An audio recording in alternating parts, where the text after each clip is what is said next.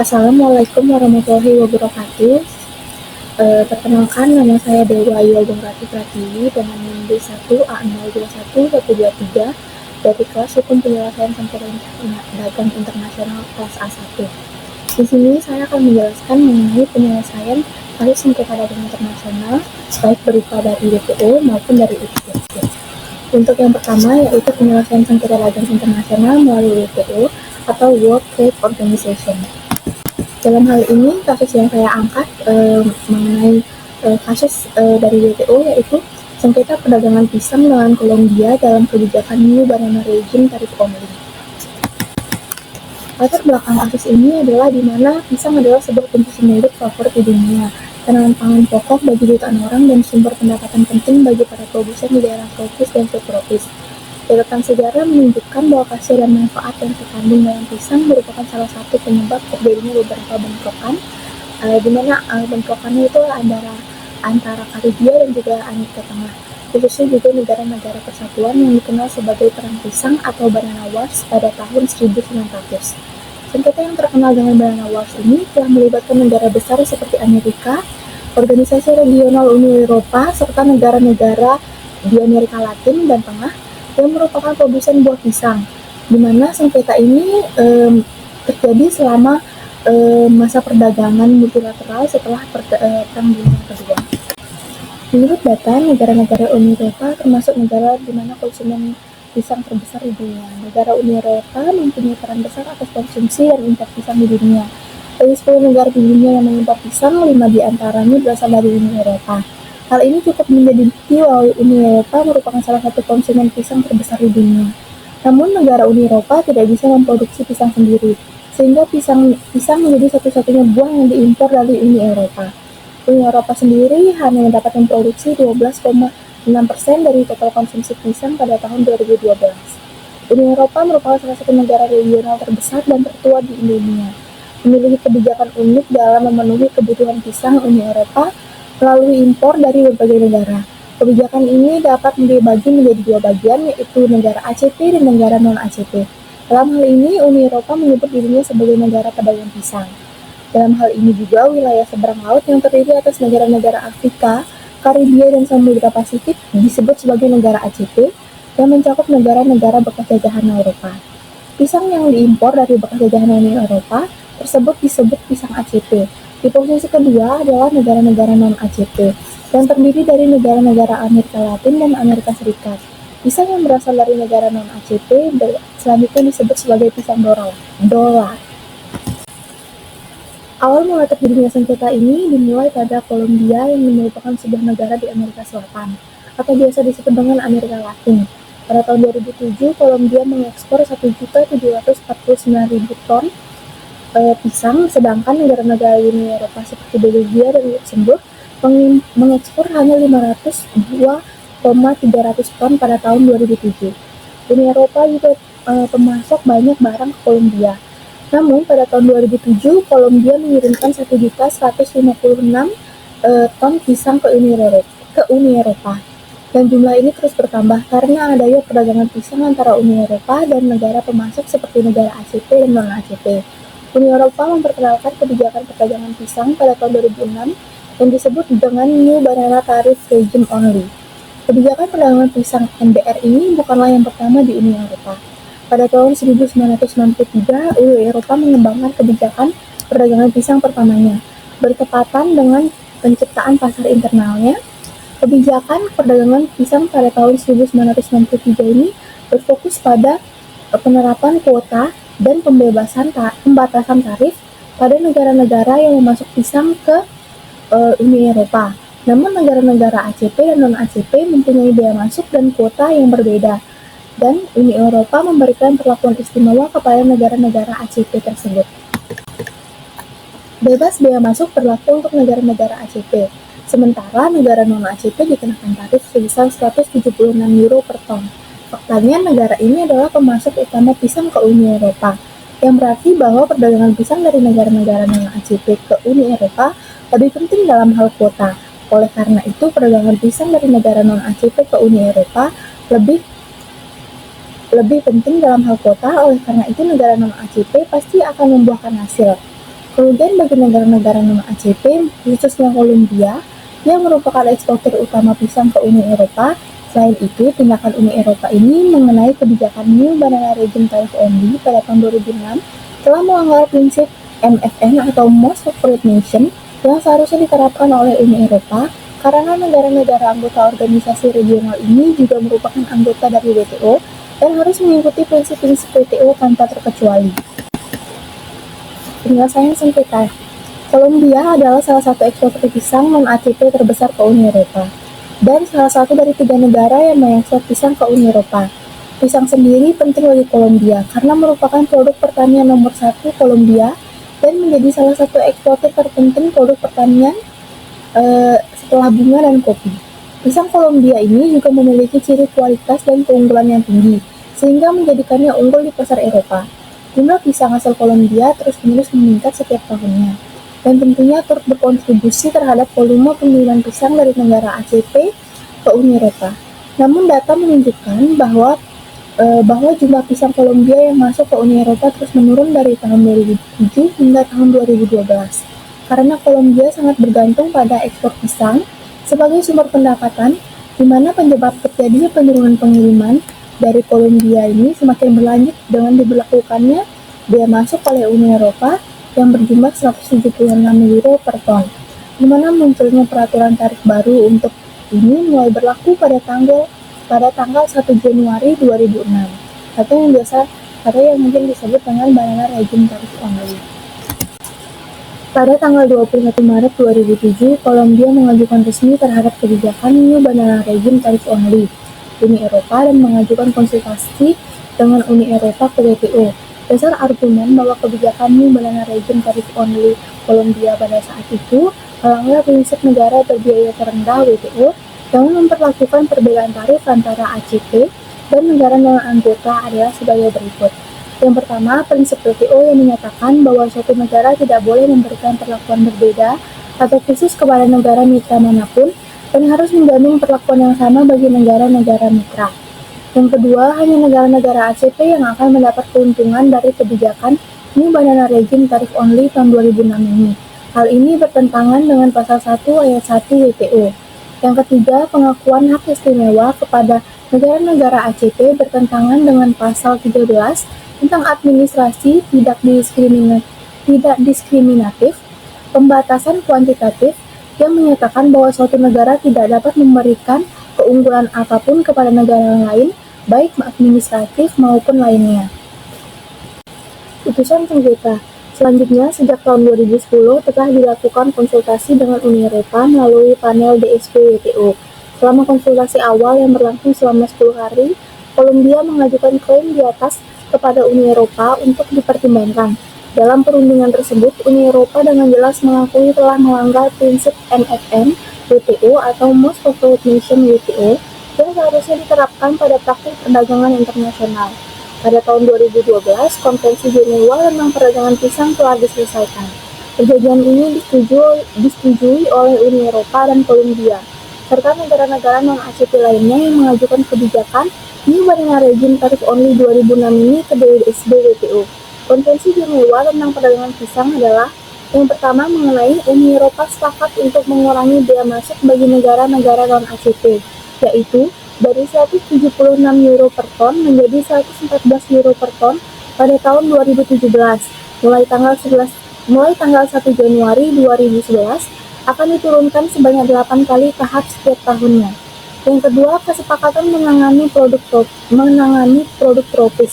Uni Eropa telah setuju untuk menerapkan pengurangan tarif terhadap semua produk tropis dari negara-negara ACP dan non-ACP. Yang ketiga, Uni Eropa mendukung negara-negara anggota ACP dalam pengembangan produk pisang ACP di bawah program BAM atau Banana Associate Measures dengan pendanaan sebesar 190 juta euro.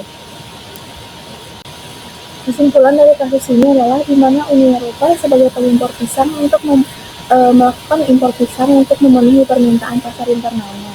Lalu, menerapkan kebijakan perdagangan seperti New Banana Region Tariff Only yang telah menghadapi kritik karena telah melanggar prinsip Most Favored Nation atau MFN dalam perdagangan internasional.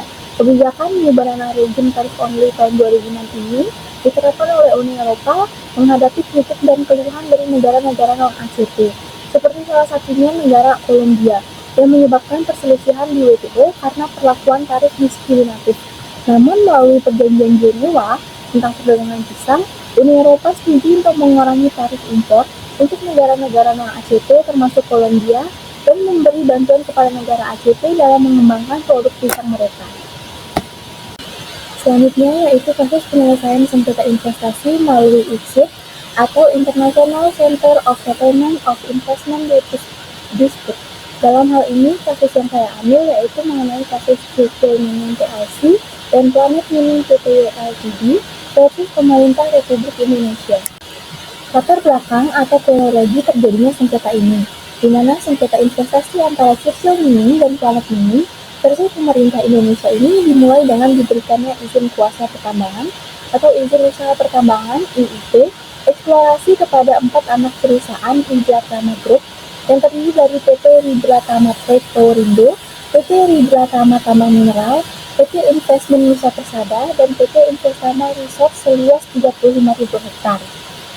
Atas dasar diberikannya kuasa pertambangan atau IUP eksplorasi, perusahaan Ridratama Group membuat perjanjian kerjasama dan investasi bersama dengan Circle Mining dan Planet Mining, di mana melalui anak perusahaan yaitu PT Indonesia Coal Development dan PT Tekno Coal Utama Prima.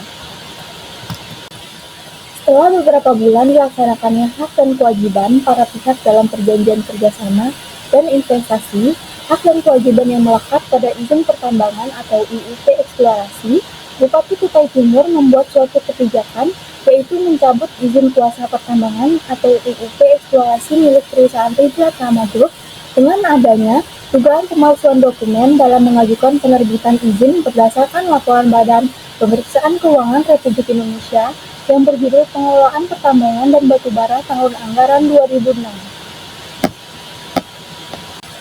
Alur penyelesaian sengketa ini adalah yang pertama melalui pencabutan izin oleh Bupati Kutai Timur mendapat perlawanan dari Circle Mining dan kolega dengan mengajukan gugatan ke Pengadilan Tata Usaha Negara Samarinda pada tanggal 27 Agustus tahun 2010.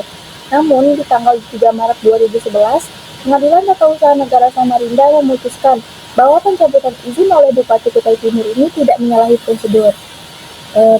Pada fase yang kedua, yaitu akibat tidak diterimanya keputusan Pengadilan Tata Usaha Negara Samarinda, Circle Mining melakukan perlawanan ke banding dan kasasi. Tetapi, alhasil pada tanggal 9 Maret dan 26 September 2011, keputusan banding dan kasasi menguatkan putusan Pengadilan Tata Usaha Negara Samarinda. Yang ketiga, akibat dari ketidakpuasan dengan keputusan Pengadilan Nasional Indonesia, Circle Mining dan Planet Mining mengajukan gugatan kepada Badan Arbitrase International Center for Settlement of Investment Dispute dengan nomor perkara ARB-12-14 dan ARB-12-40, di mana Circle dan Planet mendasarkan gugatannya dengan tuduhan telah terjadinya ekspropriasi tidak langsung dan pelanggaran terhadap prinsip fair and equitable treatment, di mana dalam hal ini mekanisme penyelesaian sengketa melalui arbitrase ICSID terdiri dari sebagai berikut. Yang pertama, melakukan pengajuan permohonan arbitrase secara tertulis kepada Sekretaris Jenderal Dewan Administrasi Center, di mana permohonan setidaknya berisikan pokok sengketa, identitas para pihak dan kesepakatan mengenai perselisihan yang akan diselesaikan di ICSID. Selanjutnya yang kedua yaitu pembentukan Tribunal ICSID yang dapat terdiri dari seorang arbiter saja atau 3 orang arbiter yang dipilih oleh masing-masing pihak dan anggota ketiga menjadi ketua Mahkamah Arbitrase. Dalam penunjukan arbiter harus tetap memperhatikan pasal 38 dan 39 ICSID. Yang ketiga yaitu kewenangan dan fungsi memutus perselisihan. Mahkamah Arbitrase Mahkamah Arbitrase yang terdiri dari yang pertama, kewenangan memutus sengketa menurut hukum yang sebagaimana diatur dalam pasal 42 ICSID. Yang kedua, memanggil dan melakukan pemeriksaan berdasarkan pasal 43 ICSID. Yang ketiga, putusan provisi yang dapat berupa pendahuluan atau putusan provisi atau tindakan sementara sebagaimana diatur dalam pasal 47 ICSID. Yang selanjutnya ada putusan arbitrase sebagaimana yang diatur dalam pasal 48 dan tindakan-tindakan yang dapat dilakukan oleh para pihak terhadap putusan arbitrase yang terdiri dari interpretasi putusan, Pasal 50 ICSID, revisi atas putusan Pasal 51 ICSID, dan pembatalan putusan sebagaimana diatur dalam Pasal 51 ICSID. Dalam penerbitan dan pencabutan izin kuasa pertambangan atau IUP ini diatur di dalam Undang-Undang Nomor 11 Tahun 1967 tentang ketentuan pokok-pokok pertambangan dan Peraturan Pemerintah Nomor 32 Tahun 1969 tentang pelaksanaan Undang-Undang Nomor 11 Tahun 1967 tentang ketentuan pokok pertambangan, di mana penerbitan dan pencabutan izin kuasa pertambangan atau IUP bersifat sentralistik, di mana setelah disahkannya Undang-Undang Nomor 22 Tahun 1999 tentang pemerintah daerah diganti dengan Undang-Undang Nomor 32 Tahun 2004 tentang pemerintah daerah, maka penerbitan dan pencabutan izin kuasa pertambangan bersifat desentralisasi, ditandai dengan disahkannya Undang-Undang Nomor 4 Tahun 2009 tentang pertambangan mineral dan batu bara yang memberikan kewenangan kepada kepala daerah untuk memberikan dan mencabut izin kuasa pertambangan atau IUP, untuk menentukan tindakan pemerintah dalam menerbitkan dan mencabut izin kuasa pertambangan atau IUP eksplorasi milik perusahaan Ridla Tama Group, apakah telah menanggalkan imunitas negara pada forum arbitrase ICSID atau belum. Perlu dilakukan pengujian kontekstual terhadap tindakan pemerintah tersebut. Dari pengujian tersebut, dapat ditarik kesimpulan bahwa tindakan pemerintah dalam menerbitkan dan mencabut izin kuasa pertambangan atau izin kuasa pertambangan eksplorasi merupakan tindakan pemerintah dalam ranah hukum publik, di mana adapun alasannya sebagai berikut. Yang pertama, tindakan pemerintah dalam menerbitkan izin kuasa pertambangan merupakan tindakan yang hanya dapat dilakukan oleh seorang pejabat berdasarkan peraturan perundang-undangan. Dengan terbitnya izin tersebut, telah menimbulkan hubungan hukum baru antara perusahaan Ridla Tama Group dan Cicil Mining dan Planet Mining melalui anak perusahaannya. Yang kedua, perbuatan pemerintah dalam mencabut izin kuasa pertambangan merupakan tindakan seorang pejabat yang berwenang berdasarkan peraturan perundang-undangan dan tidak dapat dilakukan oleh seorang warga negara. Putusan akhir dari penyelesaian sengketa ini adalah di mana dalam proses persidangan Indonesia dapat membuktikan bahwa terdapat 34 dokumen palsu yang diajukan oleh para penggugat dalam persidangan, di mana termasuk izin pertambangan untuk tahapan general survei dan eksplorasi, yang seolah-olah merupakan dokumen resmi atau dokumen asli yang dikeluarkan oleh lembaga pemerintah Indonesia, baik pusat maupun daerah, sehingga Tribunal ICSID sepakat dengan argumentasi pemerintah Indonesia bahwa investasi yang bertentangan dengan hukum tidak pantas mendapat perlindungan dalam hukum internasional. Tribunal ICSID juga menemukan bahwa para penggugat tidak melakukan kewajibannya untuk memeriksa mitra kerja lokalnya, serta mengawasi dengan baik proses perizinannya atau lack of diligence, sehingga Tribunal ICSID menyatakan klaim dari para penggugat ditolak. Tribunal ICSID juga menemukan bahwa para penggugat tidak melakukan kewajibannya untuk memeriksa mitra kerja lokalnya serta melakukan dengan baik proses perizinannya, sehingga berdasarkan diantaranya fakta dan pertimbangan sebagaimana yang dikemukakan, Tribunal ICSID menyatakan klaim dari para penggugat ditolak. Pada tanggal 31 Maret 2017, para penggugat mengajukan permohonan pembatalan putusan atau Annul of the Award berdasarkan Pasal 52 Convention of the Settlement of Investment Dispute Between States and National of Other States atau Konvensi ICSID. Argumentasi yang diajukan para penggugat adalah sebagai berikut. Yang pertama, bahwa Tribunal ICSID dianggap telah melangkahi kewenangan atau ultra vires. Yang kedua, bahwa telah terjadi suatu penyimpangan yang serius dari aturan prosedur yang mendasar. Yang ketiga, bahwa putusan telah gagal menyatakan alasan yang menjadi dasar putusan.